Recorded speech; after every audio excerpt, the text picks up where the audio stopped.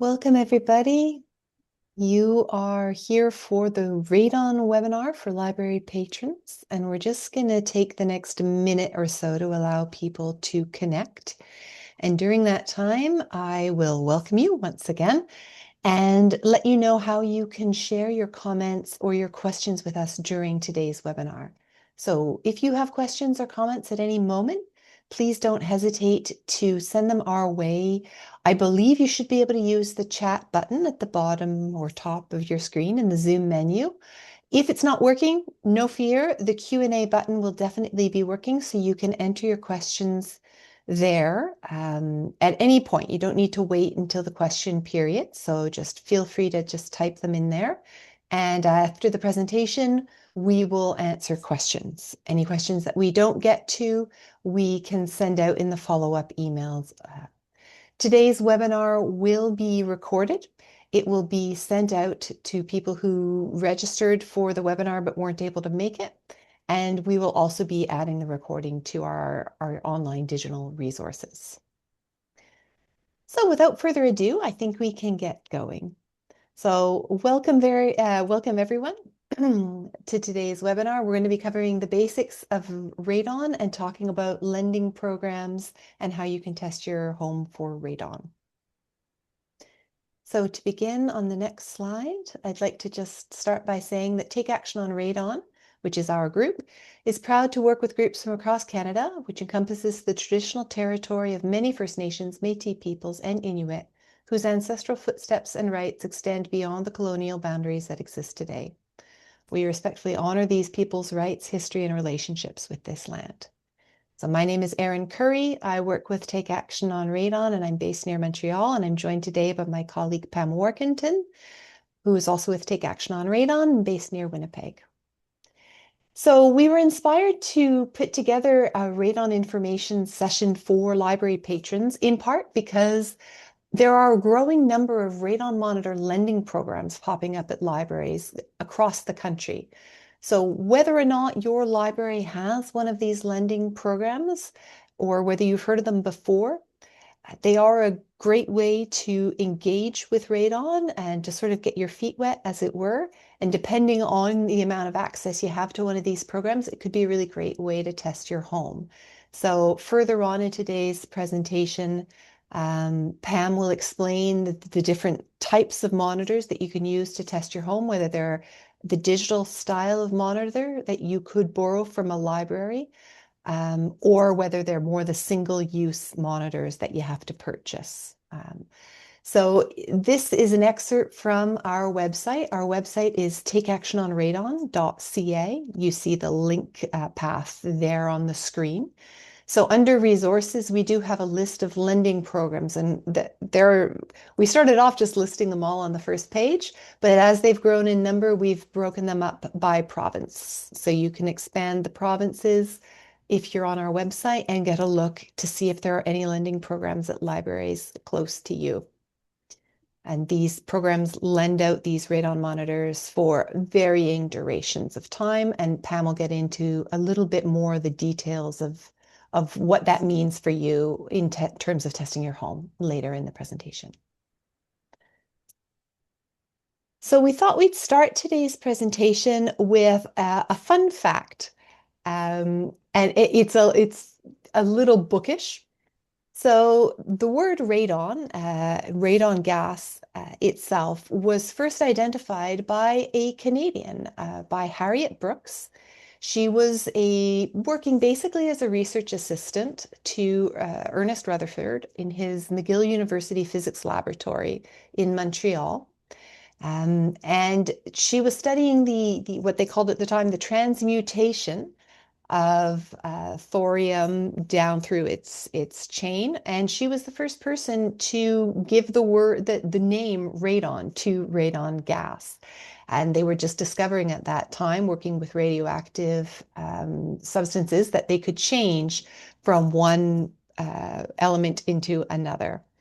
So Harriet Brooks, we proudly claim her as a radon pioneer. And she was also a pioneer in terms of women in science, as well, as she was the first woman to be given a physics degree from McGill University. So, so yeah, it's a fun fact to kick off today's presentation. All right, I think on the next slide we talk about, there we are. So we're going to be diving into testing for radon, how you can reduce high radon levels, and then pointing you towards some useful resources. And to start us off, I will pass you over to my colleague, Pam Workington. Great. Thanks so much, Erin.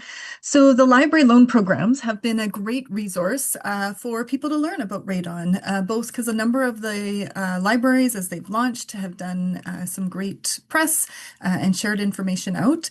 But many of you, many Canadians across the country, may not have heard of radon, but you are not alone. Um, the good news is we are starting to see an increase of awareness over the last number of years. And so as you see, each year we're starting to see an increase. But the important thing is we also need to see a greater increase for testing for radon. So that's one of our motivations for sharing this information with you today. We hope that by going through this session that you will learn a little bit more about radon, but also be encouraged to test your home if you haven't, and also to share it with others. And we'll talk a little bit about that at the end. So, all right, I'm going to hand it off to Anne Marie, and she is going to talk to us about the health effects of radon. Thanks, Pam. My apologies for being tardy. So radon is a radioactive gas, and it's invisible, odorless, colorless, and tasteless. And if you took Science 9, you may remember the periodic table of elements, and there it was over there on the far corner. But just to note that it is radioactive, and it is part of the natural decay of uranium, which is present in soils all across Canada. Next, please. So as we know, most things that are radioactive do cause problems in human tissues, and radon is designated as a known human carcinogen for the lung. And this is in part because evidence is very clear from people who worked in underground and uranium mines. The people that working there over time clearly developed lung cancer, and their risk went up the higher the concentrations of radon was at these workplaces. So the World Health Organization and other international agencies have come up with estimates of how much lung cancer risk increases per becquerel per meters cubed, and that's the unit that we use in Canada to measure radon gas. And there's about a 16% increase in lung cancer risk for every 100 becquerels. So the higher the dose of radon that people are exposed to, the greater the risk.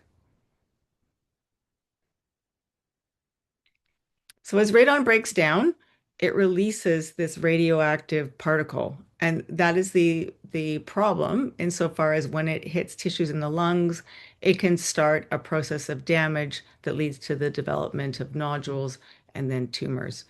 Radon also decays into radioactive progeny, and those can also remain in the lungs and continue to give off radiation and cause problems to lung tissues. Next, please.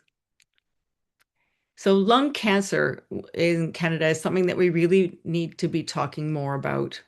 You know, historically, lung cancer has been seen as the disease of smokers, but that is really changing.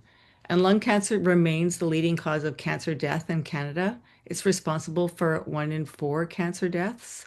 And 70% of people are diagnosed at stage 3 or 4, which is often too late to make a meaningful difference in their disease trajectory. In Canada, last year they estimated that 32,000 people were diagnosed with lung cancer, and that 20,000 of them will die. And so that means our risk is that about 1 in 14 people will be diagnosed with lung cancer in their lifetime. But what we're really seeing here in British Columbia and in other provinces is those people that are getting diagnosed are younger, and they tend now to be non-smokers. So in BC, our current cohort is about 32% of people with lung cancers have never smoked. And the next leading cause of lung cancer after tobacco is radon gas exposure. Next, please. So I thought I would show just some BC statistics, although I appreciate that people may be calling in from other parts of Canada. But as you can see here, this is a table for last year. More women were diagnosed with lung cancer, and the deaths haven't quite caught up to men, but in the next 3 to 4 years, they expect that the deaths will exceed those that we've seen in men as well. Next. People have tried to put the burden of radon disease into context for people. So in Ontario, Public Health Ontario did a report where they tried to contextualize radon risk and all other environmental contaminants that lead to cancer. And what they found is that the leading cause of cancer from the environment is solar UV. And I think we all know that staying outside in the sun too long can lead to the development of skin cancer, and there are some kinds of skin cancers that can be fatal. But what was surprising about this report was the impact that radon had. In Ontario, they estimate about 1,300 cases of lung cancer are due to radon gas exposure. This far outstrips asbestos, which is sitting there on the left side bubble of radon. It contributed only 40 deaths per year. So while many people understand and know about the risks of asbestos, and we actually have policy around reducing asbestos exposure, radon gas remains far more significant in terms of cancer burden. And that's not just in Ontario, that's in all the provinces across the country. People often ask me, what about things other than lung cancer? And it is true that the research was restricted to lung cancer in part because that's the cancer that the healthy working men were developing, which is surprising when we have younger, healthy men developing cancers. And so that was really what was focused on. Once it was designated as a known human carcinogen, that's like the absolute kind of worst thing that something can be. So policies ensued for that. However, it's not to say that there isn't other things that radon exposure may cause. So if you look in the literature, you will see relationships hypothesized between leukemia and lymphoma and gastric cancers. And then they've been following up those miners who are still alive to see what other conditions that may be related to ongoing radon exposure. They're looking at other lung diseases like COPD and cerebrovascular diseases, heart attacks, and strokes. This is still data that is we are learning about. There are some signals that these may be there, but again, the only thing we know very clearly is that exposure to radon gas causes lung cancer. Currently, no, there are also exposures during pregnancy is being examined, and that's because pregnancy is a time where we see a lot of rapidly dividing cells, and we know that radiation is quite dangerous in those contexts. So, in the United States in particular, there's a fair bit of research going on around things like low birth weight and fetal outcomes.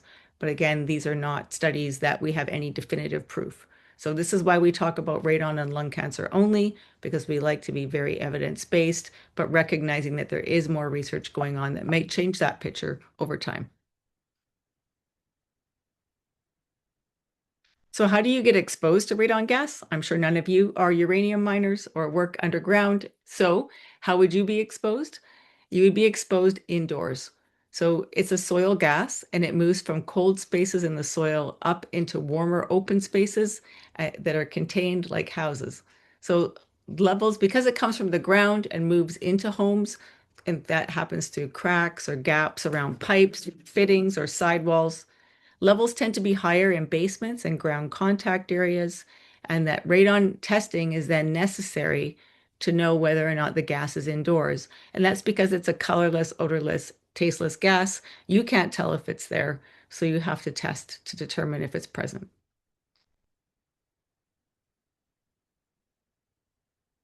Unlike the issue of asbestos, where we're restricting it in homes, the issue of radon gas is continuing to be a problem, and it's likely that radon levels are actually increasing over time. My apologies. Dr. Jing Chen, who up until recently, until she retired, was our leading radiation scientist here in Canada, did an analysis of radon levels in homes by the year that the home was built. And even though we've had provisions in the building code and they've been trying to ensure that new buildings are built with lower radon levels, that hasn't been happening. So we are seeing a slow and steady increase in the concentrations of radon by year of build, which means that we are not building out radon and that the problem indeed is still here. And this is not just in Canada, this is also being seen in other countries as well. So something is going on that is continuing to allow radon levels to increase in people's homes. Now, people ask, well, what kind of a home can have radon? And most homes, except if you're in a very high skyscraper, can have radon in them. Single detached homes, a recent estimate from 2024 suggested that 1 in 5 homes in Canada has elevated radon levels, but it's not just single detached homes. Semi-detached homes and row-style homes, again, those with ground contact, are eligible to have radon, and we do see higher levels, houses with above 200 becquerels per meters cubed all across Canada. I think I'm going to pass it back to Pam to talk Yeah, about testing for radon. sounds good. Thanks so much, Anne-Marie. Okay, so as you've heard, radon is an important lung cancer prevention method. And so because radon is invisible, you can't see, taste it, or any of your senses can tell you if it's there, it is important to test. And the other thing to note is that so radon comes from the soil through the change of pressures, but it can change. So the way that we use our house can change the radon levels as well as the environment outside. For instance, the gas moves from the area of high pressure, which is our soil, into the area of low pressure, which is our homes. And if the weather temperature goes down, then that changes the pressure differential. So typically the ground is under even greater high pressure, and our homes are nice and warm. So there's a greater differential there. And so it tends to draw more air into your home. And I can feel this. I have a floor drain in my home. If I put my hand over it, I can sort of feel a bit of a draft coming up, especially on a cold day. And so I've got a seal in that now to make sure that it's sealed up. But there's other things that can change the amount of gas coming in. So the way that you use your home also can. If you use your bathroom or your kitchen fans, it tends to draw the air out a little bit. Again, can change the pressure differential, which could allow more air coming in. Maybe you open your windows quite frequently, and that can help provide some dilution or ventilation. So that may change the levels as well. And so Health Canada recommends that we test for long term. And so the recommendation is to test for 91 days. The typical library loan programs aren't for 91 days. Typically, they're between 4 to 6 weeks. And so we do recommend that the library program is a screening and can help you with, understanding the radon levels, but there may be that you want to follow up a long-term test. So I'm going to talk about the different ways that you can use, different devices that you can use, different ways that you can test, and a bit of the kind of method of testing for a couple of them. Okay, so as I mentioned, you can't sense radon, and so you do need a device to help you with testing it. So there are AlphaTrack devices available. These are one-use detectors. There's different manufacturers, and each manufacturer has a different shape. So you can see there's different shapes here shown on the screen. These detectors typically come in a sealed plastic package. You cut them open, take them out, and they're on. So they do have some openings in the detectors that allow the air to move in and out, and then they provide an average of the radon in the home. So if you use these AlphaTrack detectors, you do need to record your start and end date. So they may come with a piece of paper. More typically now, there's an online form that you need to complete so that they have the serial number with your contact information and then the start and the end dates, so that when you mail the detector back to the lab, they're able to get the report. There are also electric ion or EPERM detectors. These are another type of detector that they need to be opened in your home. So either that slider or that you unscrew the top. And then they again would be placed in your home for a duration of time. These ones have multiple duration opportunities depending on the configuration of them. So they can be used for up to a year, but also for shorter term measurements. And then there are different types of electronic radon monitors. And so there's professional grade electronic monitors. Those are the pictures down here on the ground, below at the bottom of the screen. And then there's consumer grade electronic radon monitors. And these devices will provide more input hour by hour or more frequent time intervals. It's still important to test for a long duration of time, but there's different purposes why you might want to have short-term measurements. But again, with the consumer grade, the longer is better. So we don't recommend measuring for less than 7 days. Certainly, as long as you have the device, is better, and 91 days is even better.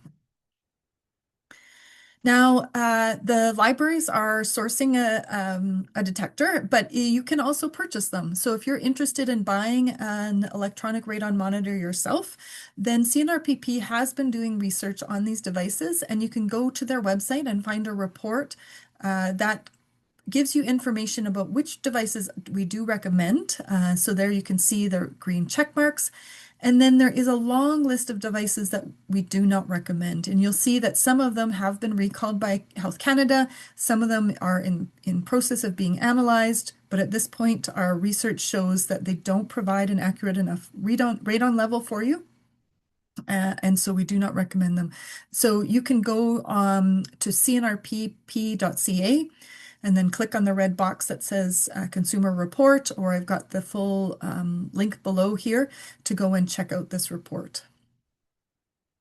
Okay, so I'm going to talk a little bit about testing. When you get the digital radon monitor from the library, the first step will be to reset it or turn it on for your home. And so on the back of the device, there will be a reset button, or they may have taken the batteries out. And so you just need to put the batteries back in and turn it on. In the beginning, the device will say that it's calibrating. And so it will take a little bit of time, in fact, 24 hours before it starts. And so it will have flashing lines on it before it will start to give you a number. But the first step is to reset it or put the batteries in. And then the next step is to find a good location to put it. And so even though it doesn't have the numbers showing up, you will want to choose a location right away for it, because it will start to measure after you reset it. And so you can get that detector set up right away, and eventually it will start to give you some numbers on the screen. Okay, so I'm going to get you to picture yourself in your home, and we're going to help you walk through where you're going to put this detector. So if you have a basement in your home and you spend 4 hours a day or more in a room in your basement, then that's a good location for the detector. So think about a bedroom or a home office, or maybe a family room where you or somebody in your home spends 4 hours a day or more. So that'll be a good location to choose. If you don't spend that much time in your basement, maybe you just use it for storage or laundry. And so then now think about a room on your main floor. So again, a room where you spend 4 hours a day or more, a bedroom, a home office, a living room. That would be a great location to choose to set up the radon test.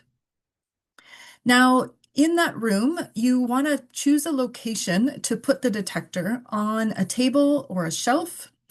If you keep in mind a couple key things when you put the detector. One is you want to keep it up off the floor, so a shelf or a table is a great option.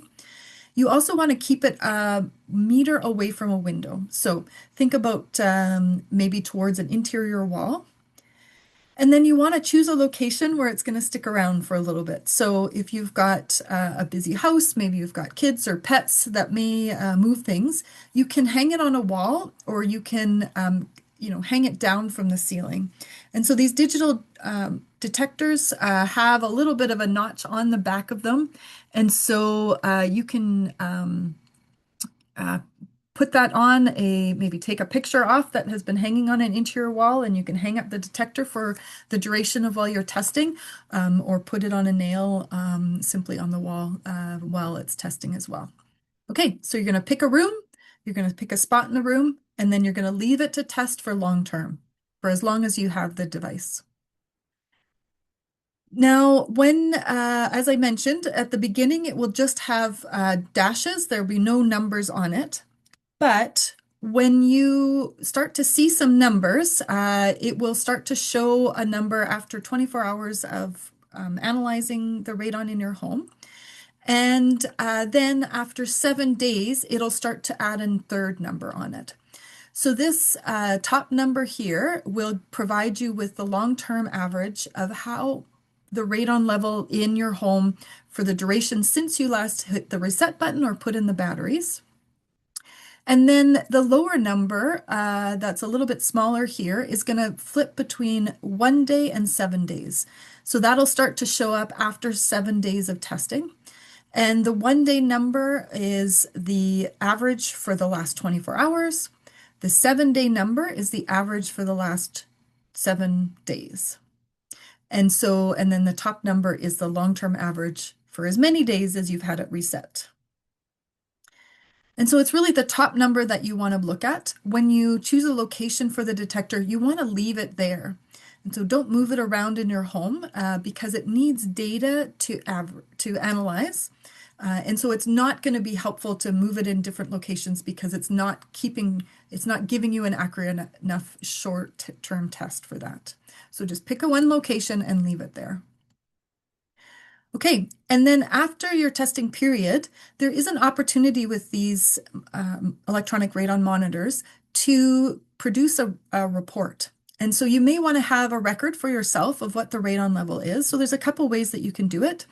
You can take a picture of it so that you've got that record or a couple pictures. You can obviously record it and write it down, but you can go on to the website to produce a report. And so I put the link here in the slide, and we can share those links out as well. But you can go to the Airthings website and Google Home Report, and then it will take you to a page, and you're going to enter in your information, so your name and your address. And then you're also going to need some additional information. And that is done by when you use the monitor. So I mentioned when you start it, you're going to use the reset button, which is at one side of the back of the detector. But if you want to produce a report, you're going to use the mode button, which is on the other side of the detector. So you're going to need a sharp object like a paper clip or a pen, and you're going to want to push the detector. And so as this detector, you can see, as I mentioned, it's got a radon level on it and then a lower one. Yeah, there we go. It just flipped. So there's the 7-day average. Okay. And now to get the report, I'm going to push the mode button on the back of the detector. And the front is going to change. So I'm going to show you the front after I push the mode button and give you a code. And so you're going to need this code for the report. And then you're going to also need the number of days that you've been testing. And so in addition, you're going to keep pushing the button until it gives you, here we go, the number of days that you've been testing. So you can see I've been using this device for 526 days. And so you're just going to have to push it 3 times, although mine was a little bit to push it because I don't think I was pushing it hard enough, a couple extra times. But you can watch it change. And so first is going to be the code, next will be your calibration, and then third will be the number of days. Okay, so you're going to need all of those numbers when you're going to go into the website and complete your report.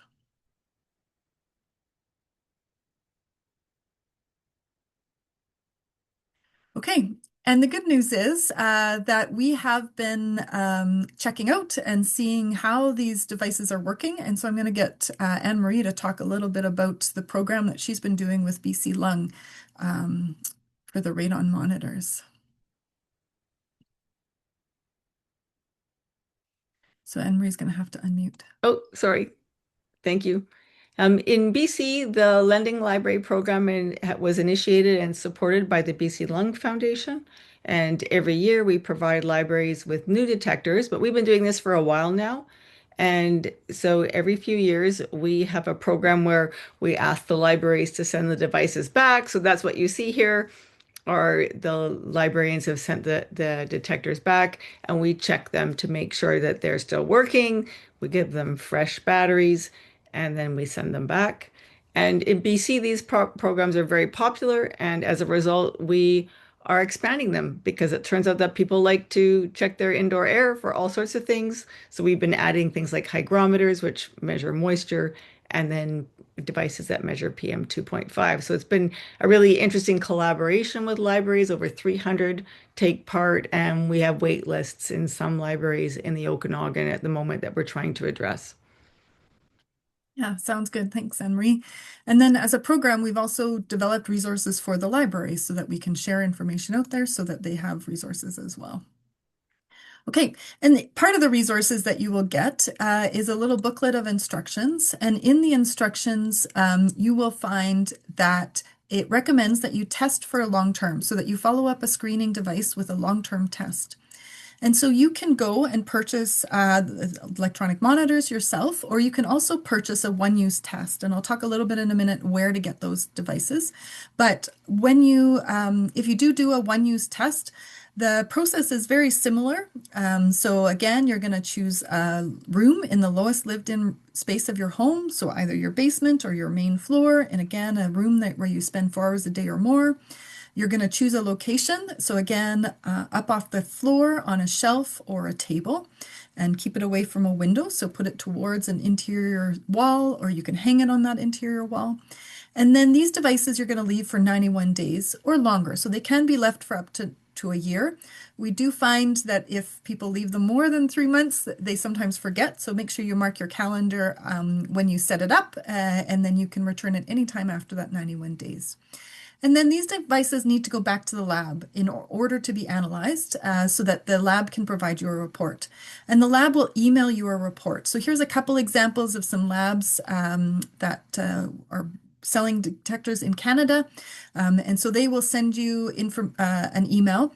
Now you have to fill in some information for them. So when you mail the detector away, you either need to mail an information sheet, or most of them will have an online service that you need to complete an online form. And so that you need to give them your contact information, your address, the serial number on the detector, and the start and then the end date. And then they'll produce a report for you and send that. And then the number on the report will be your radon level, which is the average amount that was in your home at that time. And I'll talk a little bit about what to do in the next steps after you get the radon report, but I'm just going to quickly go through the process again with both just to compare the two. So if you're testing with an electronic monitor, you're going to pick a room, pick a location, and then reset or start the test. And then you're going to leave the detector for as long as you can. And really, ideally, the longer the better. As I mentioned before, the radon levels will go up and down, but we want to understand what your average radon level is while that detector is testing in your home. Then you can record your radon level. You can take a photo or download a report. And if you want to purchase a detector, then we recommend an electronic monitor. We recommend that you go and you check out the CNRPP report and make sure that you get one on the report. Okay, now the same steps. If you do a one-use detector, pick a room, pick a location, and then you open the detector and take it out, and then it's live. And so then you also need to record the serial number and the start date, and then leave the test for 91 days. And then you'll need to mail the detector back to the lab.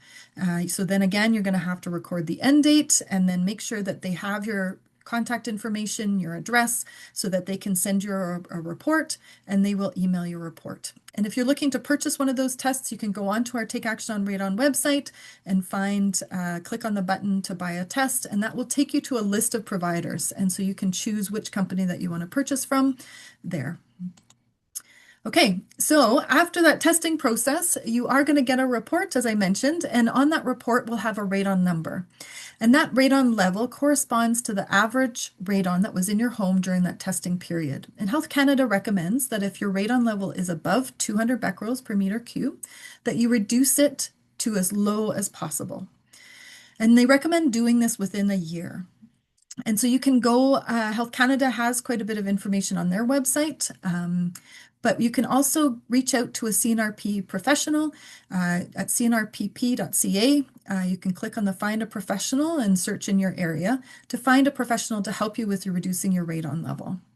And radon levels, the most effective way to reduce your radon level is a radon mitigation system.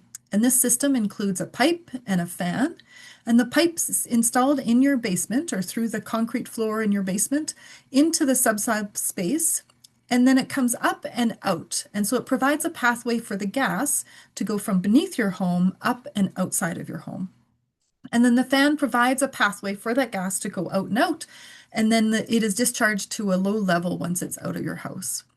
So a radon mitigation system can typically be installed in a home for within a day.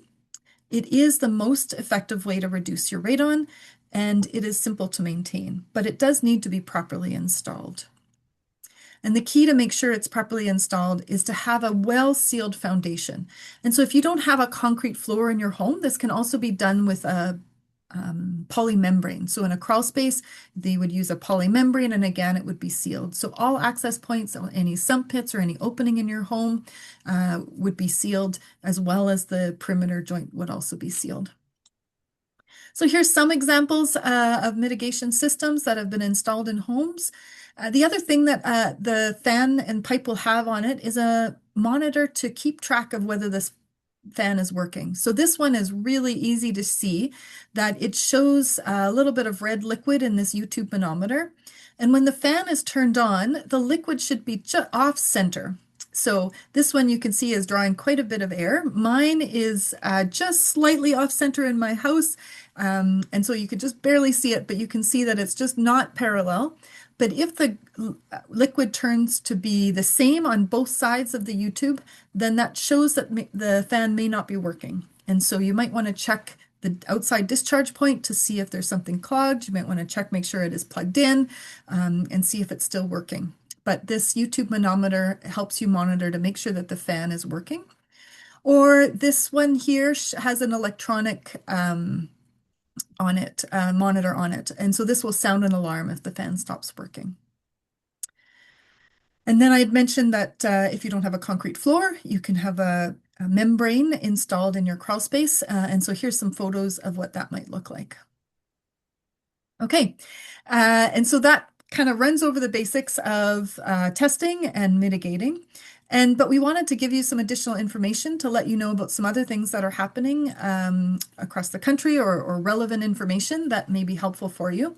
So one thing that's important to note is there is radon measures included in the National Building Code. So depending on your province, you may have these included in the construction of your home. So it was brought into code in the 2010 code, but it did take a number of years for most provinces to adopt it. So most provinces adopted this between 2012 and 2014. So if your house is built after those years, then you may have a short pipe in your basement that is a radon rough-in. And this is not reducing the radon, it's simply there so that after you test, you can extend the pipe up and out and install that fan so that there is a mitigation system in your home. And so the building code includes a few measures. It includes a granular layer under the slab of your home with a poly liner. So even under the concrete, there should be a membrane. And then all access points should be sealed, such as sump pits and things like that. And then this radon rough-in for future use. If you are in BC, then the pipe doesn't stop here. It goes up and extends completely out of the house. And so that is a measure that has been in BC in various regions. It's now provincially wide since 2018. And so if you may have a full pipe if you're in BC and your house is recently built. And this will be changing. So we will see some changes coming as well. Okay, if you are in BC, I'll get Dr. Anne-Marie to talk again about this lung health check. You have an additional opportunity for if you're in BC. Yes, so if you get a device from the library, oh, sorry, go back, Pam. Yeah, sorry. If you get your device from the library and it shows that it's around 800, so it doesn't have to just be 800, but if it's around 800 and you've lived in that space for 3 years or more, you may be eligible for a free low-dose CT screen. This is the machine that does the screen. It's a non-invasive process.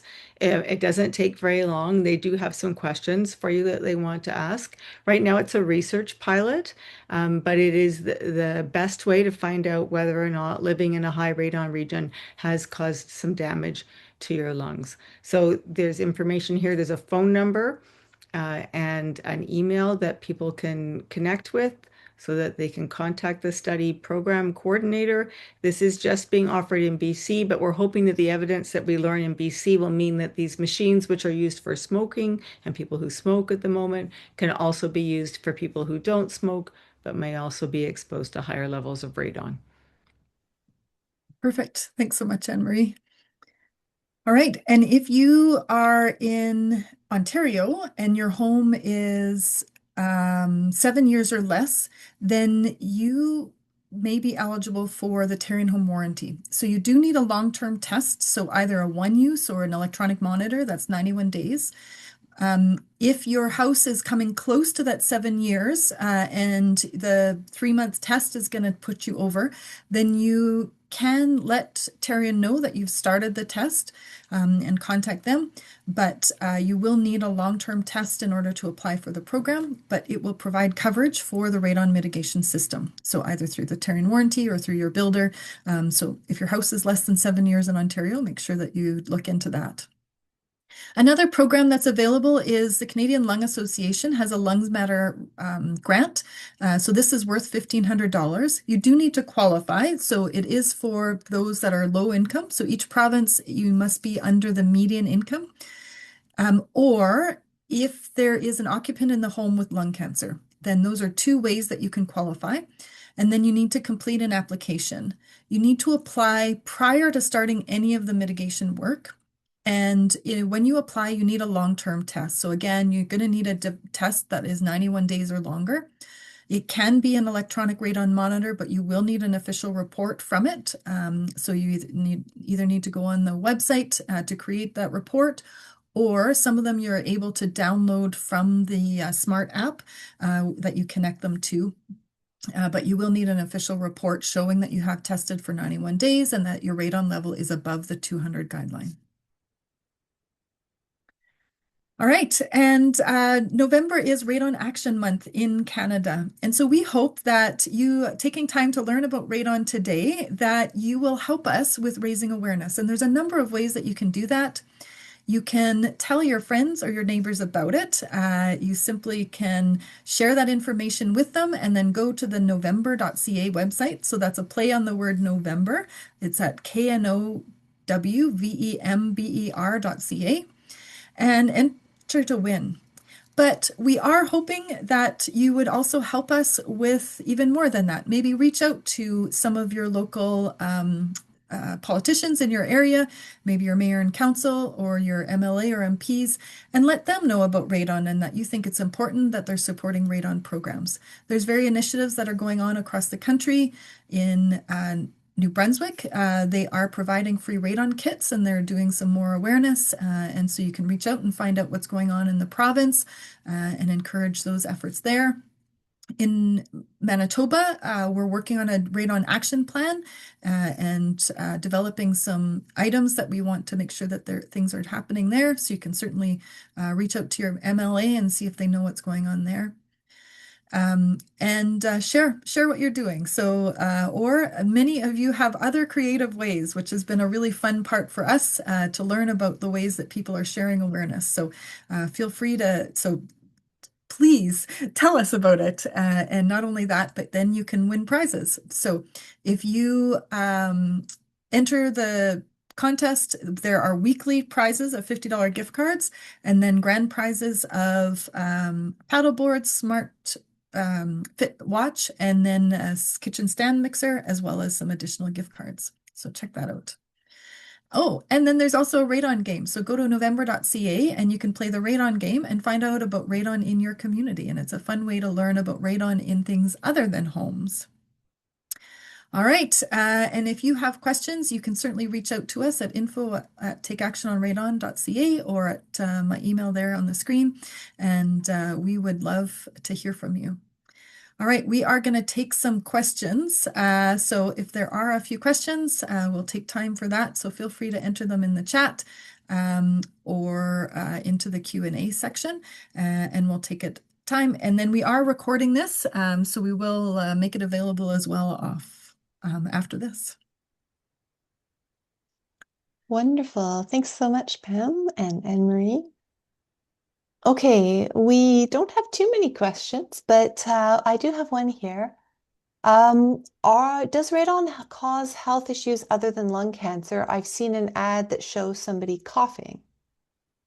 So maybe Anne-Marie, you could answer that one. Actually, one of the symptoms of lung cancer is a persistent cough and back pain. is another common symptom of lung cancer. So again, that might be what the ad is referring to. Whether or not it contributes to or exacerbates COPD is still actually being studied, COPD being a fairly common lung disease. But the coughing might be referring to lung cancer. Great. Thank you so much. A question maybe for you, Pam. Maybe I missed it, but can we purchase the same devices that the libraries are lending? And if so, how much do they cost? Yeah, good question. So, yes, you can purchase the detectors. The one-use detectors are typically around $70, but the electronic radon monitors, like the libraries have, are typically around 200. So I think right now they're a little bit less than 200. So you can check those out online.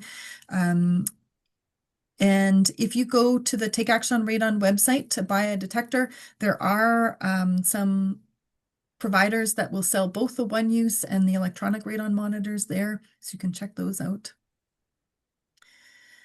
Or you can search for other online retailers has them as well.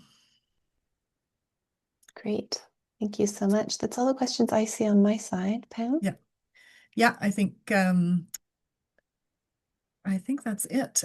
We do also recommend if you have, so we often get a question about mitigation. If you have a HRV in your home, then it can help with the radon levels because it brings fresh air in from the outside and then removes conditioned air.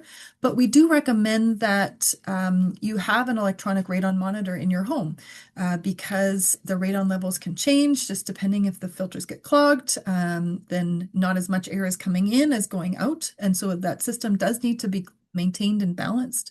And so that's another good reason why you might want to have an electronic radon monitor. Yeah.